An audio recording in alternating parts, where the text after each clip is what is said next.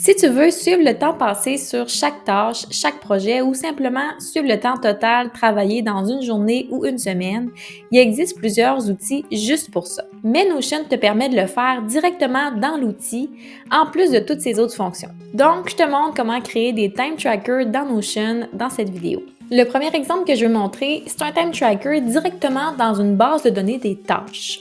Pour la démonstration, je me suis copié mon template gratuit de gestion de tâches. D'ailleurs, tu peux regarder sur ma page de créatrice sur Notion pour te le procurer. Le lien est dans la description. Bon, premièrement, je vais me créer une copie de ça, mais en version table, ça va être plus facile de voir les propriétés et de travailler.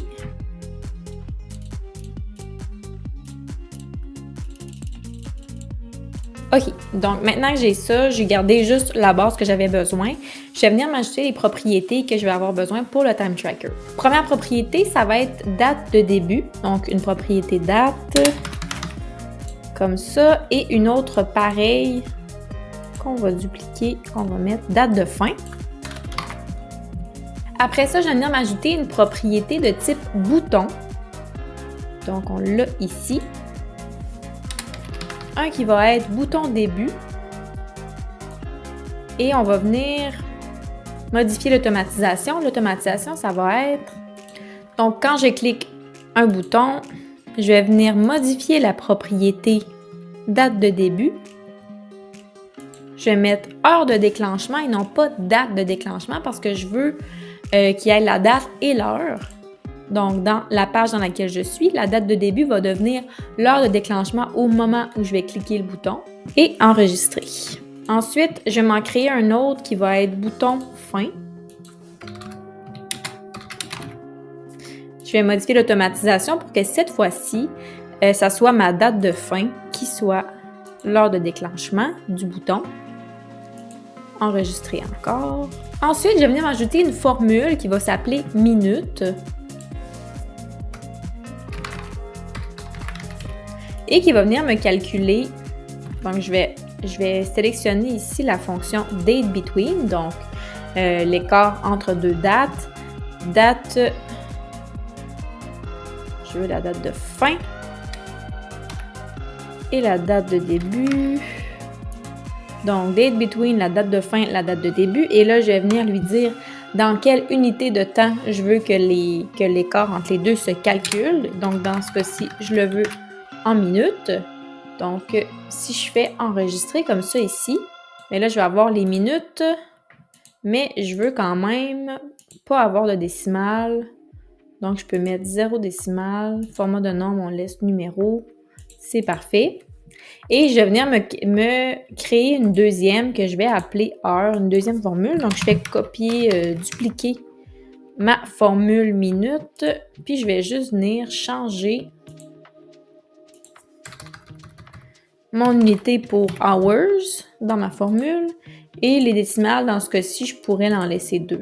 Donc, ce que ça va faire, c'est que quand je clique sur mon bouton début, là, j'ai le moment où je débute la tâche qui vient de s'indiquer à la minute précise. Quand je vais recliquer sur le bouton fin, ça va m'indiquer la date et l'heure dans la date de fin et ça va venir calculer combien de minutes et combien d'heures, si ça dure plusieurs heures, il y a entre ma date de fin et ma date de début. Donc, c'est ce qui me dit exactement combien ça m'a pris de temps là, pour la tâche dans laquelle je suis. Donc, je peux le faire à chaque tâche. C'est sûr que pour les tâches récurrentes, ben là, ça ne marchera pas nécessairement parce qu'on va reprendre la même page de tâches à chaque fois. Donc, il faudrait recommencer, enlever les dates de début et de fin et recommencer si on veut le calculer. Mais on ne pourra pas garder les données de toutes les fois où on a fait cette tâche récurrente-là. Donc là, si je faisais le bouton fin, j'ai une minute qui est écoulée. Donc, je vois ici 1 minute, 0 heure. Après ça, si je veux aller encore plus loin, je peux m'ajouter une formule qui m'indique un petit message de combien de temps j'ai passé. Donc, je pourrais dire, je vais mettre message. Et ma formule, premièrement, j'aurai un énoncé qui va dire « Tu as passé » ou « Tu as travaillé pendant » espace, fermer les guillemets. Ensuite, je vais mettre ma formule qui m'indique le nombre de minutes. Donc, tu as travaillé pendant X nombre de minutes. minutes sur... Encore un espace. Donc là, j'ai la date. Tu as travaillé pendant 1 minute sur... Là, c'est sûr que 1 minute, ça devrait pas vraiment arriver, là. Okay, donc, j'ai l'énoncé. Tu as travaillé pendant 1 minute sur... Et là, je vais vouloir indiquer le nom de la tâche. Donc, je vais remettre un autre plus et... Je vais mettre non. Comme ça ici. Donc, le nom de ma tâche, c'est tâche 1. Et ici, j'ai mon énoncé qui va me dire « Tu as travaillé pendant 1 minute sur tâche 1 ». Je pourrais venir mettre un petit point à la fin de tout ça. Je pourrais faire la même chose avec les heures. Juste remplacer l'énoncé minute par la propriété là, des heures, puis dire heure au lieu de minutes. Mais je pense que c'est plus pertinent en minutes pour calculer des tâches. Après ça, je peux venir me créer des vues dans ma base de données des tâches, justement, pour voir le temps de toutes les tâches par projet. Donc, si j'ai une vue par projet, comme j'ai déjà ici, mais je pense que je vais juste recommencer à zéro. Si j'ai juste une vue par projet, parce que là, dans ma base de données des tâches du template gestion de tâches, j'ai une propriété qui est projet lié. Donc, ça relie chaque tâche au bon projet s'il y en a un. Donc, ce que je pourrais faire ici, ce soit juste de grouper par projet lié. Et là, je peux venir mettre le total des minutes en bas ici. Là, donc, je vais avoir projet 1, les tâches, le nombre de minutes de chaque tâche de ce projet-là et la somme en bas ici. Donc, j'ai la somme du temps par projet pour chacune des tâches ici. Je pourrais faire la même chose si j'avais plusieurs personnes qui faisaient des tâches dans ce tableau-là et qu'on attribuait chaque tâche à une personne spécifique de l'espace de travail. Mais je pourrais me créer une vue par personne et tout simplement venir grouper au lieu de par projet lié, ce serait par personne. Donc, on verrait, au lieu d'ici du projet, on verrait la personne, ses tâches et la somme en bas des minutes et des heures. Donc, pas plus compliqué que ça. Pour le deuxième exemple, je vais venir utiliser un tableau qui est juste un time tracker, donc qui ne part pas du tableau des tâches. Et je ne recréerai pas tout au complet parce que c'est le même principe. Donc, le même bouton de début, le même bouton de fin, date de début, date de fin, minute et heure, c'est pareil. La formule aussi, mais il va y avoir un petit changement. Donc, je repars de ça et je vais venir, si je veux pouvoir associer des tâches à chaque session de travail, bien, je peux quand même venir ajouter une propriété relation avec mon tableau des tâches ici. Ajouter une relation. Donc, je peux quand même venir attribuer des tâches à chaque fois que j'ai une session de travail. Et pour ça aussi, je vais m'ajouter des boutons en haut de mon tableau, donc pour ajouter des sessions de travail. Donc, le premier bouton, s'ajoute ça ici. Je vais l'appeler « Nouvelle session de travail ». Donc, au clic du bouton, ce que je veux qu'il arrive, c'est que je veux ajouter une page à la base de données qui s'appelle Time Tracker.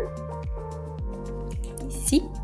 Le nom, ça va varier. La propriété, date de début, ça va toujours être heure de déclenchement. Et là, je peux faire terminer. Donc, si j'ajoute une nouvelle session, je vais avoir automatiquement ici une nouvelle ligne qui va s'ajouter avec la date de début, tout simplement. Mais on s'entend, je pourrais juste venir faire ça puis faire début aussi. C'est juste que là, ça m'enlève un clic, donc de l'avoir comme ça. Et je peux m'ajouter un deuxième bouton qui est de fin de session de travail. Je vais venir me dupliquer ça. Fin de session. Dans ce bouton-là, je vais vouloir indiquer que je veux modifier. Donc là, je vais enlever ici l'action.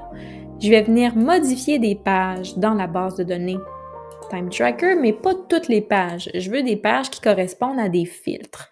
Donc, je veux premièrement que la date de début de cette session de travail-là, elle soit aujourd'hui.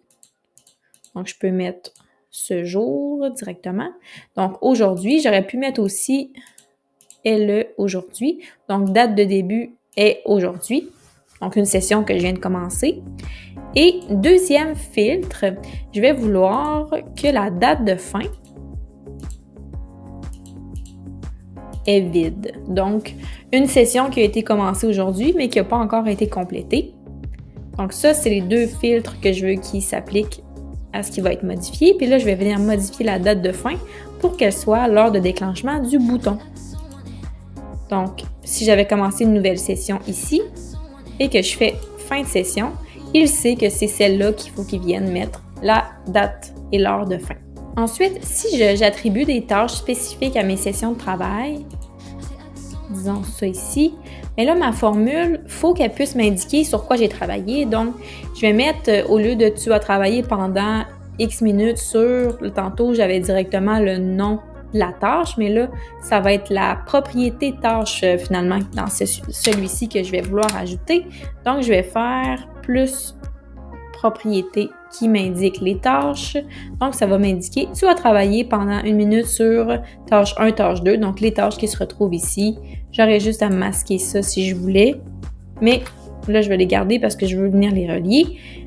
Donc, voilà. Et comme on a fait tantôt, on peut créer des vues différentes. Donc, je peux me créer une vue par jour. Donc, j'ai toutes mes données ici. J'ai juste à venir, en fait, grouper par date de début et la date, je veux pas qu'elle s'affiche de façon relative, je veux pas qu'elle s'affiche par semaine, je veux juste qu'elle s'affiche par jour. Donc, ça va me mettre un groupe pour chacun des jours et je peux mettre en bas de chaque colonne la somme du temps que j'ai travaillé ici. Donc, je vois 6 mars, j'ai fait 57 minutes là-dessus. 10 mars, c'est juste des exemples. 10 mars, j'ai fait 16 minutes de travail, puis je vois sur quelle tâche. Donc, ça me groupe par jour. Je peux faire la même chose par tâche ici. Donc, grouper par tâche. Donc là, je vais voir tâche 1, tâche 2. Au lieu de par jour, j'aurais pu mettre par semaine, comme on a vu tantôt, ou par mois. Donc, c'est ce qui permet d'avoir les données selon le temps que je décide. Et je peux même me créer une vue galerie ici qui va juste me dire « tu as travaillé pendant tant de temps sur telle tâche ». Donc, juste pour avoir le petit message qui s'affiche. Donc, j'aurais fait un changement de disposition. Disons que ça avait été mon point de départ. Je viens me mettre en galerie. J'ai aperçu de la carte, je vais mettre rien du tout. Je vais garder des petites cartes.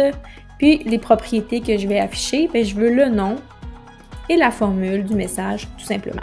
J'ai plein d'autres vidéos sur ma chaîne qui parlent de bases de données, de filtres de vues, de comment changer les vues de galerie à table et tout ça. Donc, tu peux aller voir ça si tu veux plus de détails là-dessus. Que ce soit uniquement pour toi ou pour ton équipe de travail au complet, c'est possible de faire le suivi du temps directement dans Notion et éviter d'utiliser un outil supplémentaire. Écris en commentaire si tu aimes cette option de time tracking et ce que tu utilises en ce moment. Si tu as aimé la vidéo, n'oublie pas de liker et de t'abonner. À bientôt!